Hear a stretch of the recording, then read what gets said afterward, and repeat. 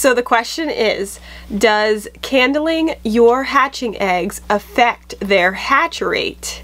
I wanted to know if by me candling my eggs on day 7, 10, 14, and then on day 18, if all that candling was affecting my hatch rate. I've had really good hatch rates, so I didn't suspect that was the case, but I did wonder, you know, maybe is it actually beneficial to be taking those eggs out and letting them cool just a little bit for a few seconds while you're candling them, if that's actually beneficial.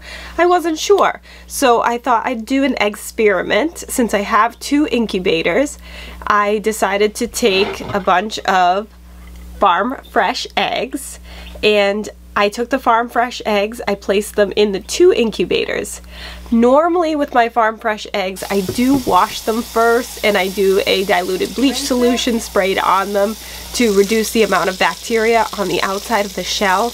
I decided not to do that with these hatching eggs just because of this experiment. I didn't want the way that I clean the eggs to be skewed if I cleaned one with a certain temperature of water, if I did it a little differently with another egg. I just didn't want to have the question of, did I clean them differently?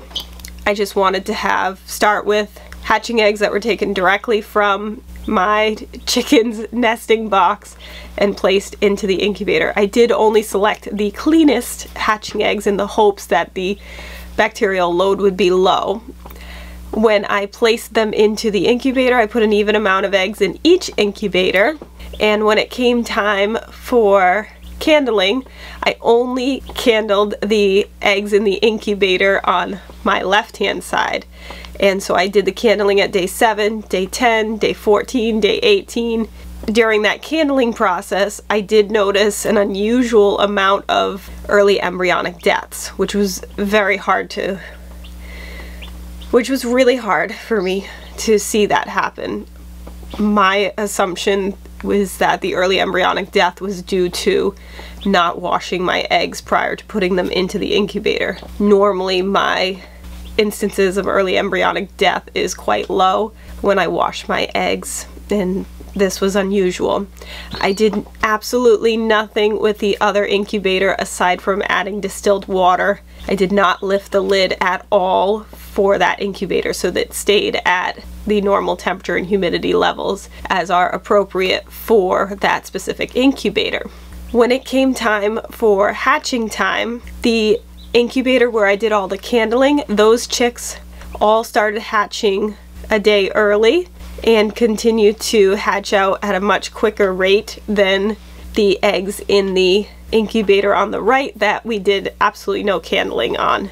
So even though the eggs were placed in the incubator at the same time and had the same temperatures and humidity levels, the only difference was that I was taking the eggs out of the left incubator and candling them, so there were more fluctuations in the humidity and temperature level. I don't know if that had any effect on the chicks hatching a day early or if it was just coincidental, but the chicks in the second incubator did take longer to hatch, and when they did hatch, we actually, for a final count, we had 14 chicks hatch in the left incubator where I candled, and we had 13 eggs hatch in the incubator that was not candled. So, I mean, it was pretty close. I would say that the candling process really didn't affect them negatively as far as hatch rate is concerned. I personally will continue to candle my eggs because I like to remove the infertile eggs. I like to remove any eggs that have an early embryonic death. Thankfully, I did not have any eggs that became rotten because there's always the chance that they could potentially explode in your incubator and affect the rest of the chicks. Thankfully, that didn't happen, but it's always a possibility, which is why candling is beneficial in that sense. But I was really happy to see that candling wasn't going to have a negative effect on my hatch rate. But my big takeaway from this experiment is I will forever be washing my hatching eggs prior to incubating them and reducing my rate of early embryonic death. Do you want to see the babies?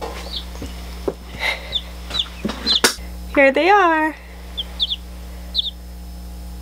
They're doing fantastic. They are just so precious. They have their heat lamp. They have their heating pad cave, which they are currently hiding in there. Hi, babies. They love their heating pad cave. So now you know, based off of this one experiment I did, there doesn't seem to be much of a difference between candling your eggs versus not candling them as far as hatch rate. However, I do recommend that you candle the eggs just so you can have peace of mind knowing what's going on with your hatching eggs and be able to remove any early embryonic deaths and infertile eggs to avoid the potential of a rotten egg in your incubator. However, if there's one thing that I learned from this experiment, it would be that it's really important to wash your eggs prior to incubating them. I have a whole video on how I personally wash my hatching eggs prior to incubation. I'll leave that linked in the description below, and you should definitely check it out. 1, 2, 1, 2, 3, 4. Now you're learning to farm like me. There is so much more to see. If you're planning on heading elsewhere, bugger you we. Yeah, yeah, yeah. This really is the place to be.